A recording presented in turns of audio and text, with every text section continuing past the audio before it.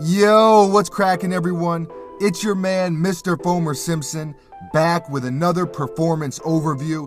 This time, it is not a basketball sneaker, though. Today, we are going to be looking at a running shoe, the Adidas Ultra Boost. Now, let me first say, the Pure Boost that Adidas released a little while ago that everyone was raving about did not come in a size 13. Can you believe that? So Adidas, do not do me like that again, please. Thanks. Needless to say, when I saw these were going to be available in a 13, I was all over them.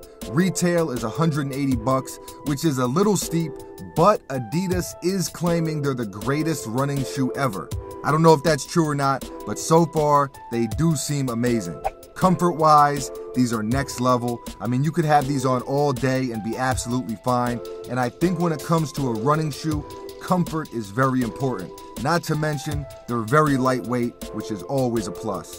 For those wondering about fit, I'd say true to size. If you got those extra wide Shrek feet, you might have to go a half size up, but I would recommend true to size if you aren't an ogre. Now, as far as the material on the upper, they use this prime knit, which seems like it's gonna be a good look. Only way to find out is to actually run in them and put in the miles, but it does seem durable, flexible, and I think it's gonna offer a pretty dynamic fit. We'll see how it goes though. Of course, the biggest deal with this shoe is there is now 3,000 of these energy boost capsules that make up the midsole. That's your cushioning setup, and I gotta say I'm excited to put these to the test because I've heard so many great things about the Pure Boost, and this has 20% more boost, so I gotta think they'll perform well.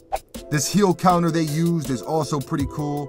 That's obviously there for support, and they cut out a little piece as you can see, and I'm curious to see how that affects performance. Speaking of support, there's also these cages on the side, but that's pretty standard.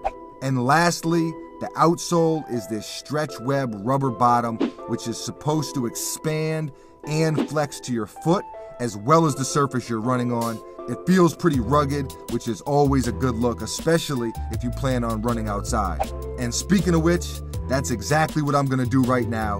Stay tuned for the full performance review. I just wanted to share some of my initial thoughts and discuss the tech real quick, but you know once I get enough hours into these, I'll give the full breakdown, pros, cons, everything, and we'll see if it's the greatest running shoe ever.